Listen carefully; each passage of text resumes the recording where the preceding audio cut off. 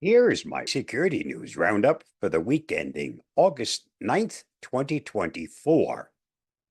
DOJ and FTC sue TikTok for violating children's privacy laws. The U.S. Department of Justice, along with the Federal Trade Commission, filed a lawsuit against popular video sharing platform TikTok for flagrantly violating children's privacy laws in the country.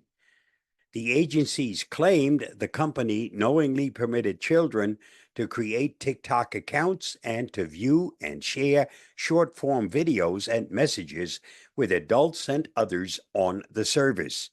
They also accused it of illegally collecting and retaining a wide variety of personal information from these children without notifying or obtaining consent from their parents, in contravention of the Children's Online Privacy Protection Act.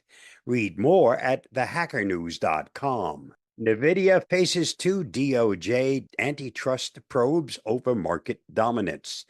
The U.S. Department of Justice has reportedly launched two separate probes into NVIDIA regarding antitrust concerns about the computing giant's AI-focused business dealings.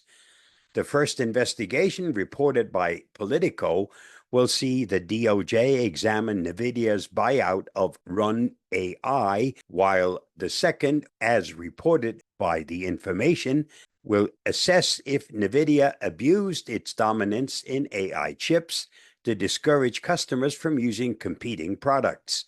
The probe will also investigate claims that NVIDIA overcharges its customers for networking equipment if they opt to purchase AI chips from rival companies like AMD and Intel.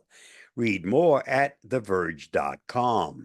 Meta and Google secretly targeted minors on YouTube with Instagram ads. Meta and Google teamed up to run a secret campaign to deliberately target 13 to 17-year-olds with Instagram ads on YouTube, according to the Financial Times, breaking the search giant's own rules against advertising to children. The publication reports that Google directed ads to a subset of users labeled as unknown in its advertising systems in an attempt to disguise the group skewed toward teenagers. According to a Google Ads help page, the unknown demographic category refers to people whose age, gender, parental status, or household income are supposedly unidentified and can allow advertisers to reach a significantly wider audience when selected. Read more at TheVerge.com. Google patches new Android kernel vulnerability exploited in the wild. Google has addressed a high-severity security flaw impacting the Android kernel that it said has been actively exploited in the wild. The vulnerability, tracked as CVE 2024-36971, has been described as a case of remote code execution impacting the kernel. There are indications that CVE 2024-36971 may be under limited targeted exploitation. The tech giant noted in its monthly Android Security Bulletin for August 2024. As is typically the case, the company did not share any additional specifics on the nature of the cyber attacks exploiting the flaw or attribute the activity to a particular threat actor or group. It's currently not known if Pixel devices are also impacted by the bug. Read more at thehackernews.com. Google loses antitrust case over search. A federal judge ruled Monday that Google has illegally held a monopoly in two market areas, search and text advertising. The landmark case from the government, filed in 2020, alleged that Google has kept its share of the general search market by creating strong barriers to entry and a feedback loop that sustained its dominance. The court found that Google violated Section 2 of the Sherman Act, which outlaws monopolies. The ruling marks the first anti-monopoly decision against a tech company in decades. Google's president of global affairs said in a statement that the company plans to appeal the ruling. Read more at thehackernews.com. Apple's Mac OS Sequoia tightens gatekeeper controls to block unauthorized software. Gatekeeper is a crucial line of defense built into Mac OS, designed to ensure that only trusted apps run on the operating system. When an app is downloaded from outside of the App Store and opened for the first time, it verifies that the software is from an identified developer. It also runs checks to ensure that the app is notarized and has not been tampered with to install malware on the Mac OS systems. Furthermore, it requires user approval before allowing any such third-party app to be run. It's this user approval mechanism that Apple has now tightened further with Mac OS Sequoia, the next iteration of the Mac operating system that's expected to be released next month. Read more at thehackernews.com. One of the biggest data breaches ever leaks details of billions of users. A class action lawsuit brought against background check company National Public Data, also known as Jericho Pictures, alleges the personal information of 2.9 billion individuals has made its way into the dark web via a data breach.